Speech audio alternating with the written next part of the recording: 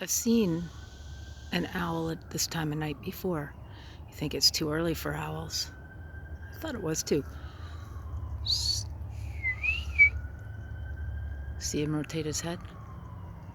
I think he's looking at the train or something. It's about a half mile away if I had to guess. See where he is? Way up there. And it's only his silhouette that gives him away.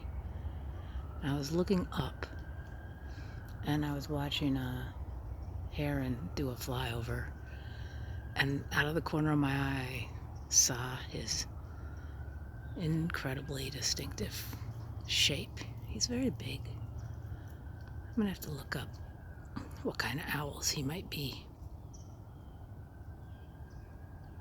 Owls, species, is what I mean to say. He's only one owl, or maybe she. Okay, thanks. I'll make another video if I see anything as compelling, but it's getting pretty dark.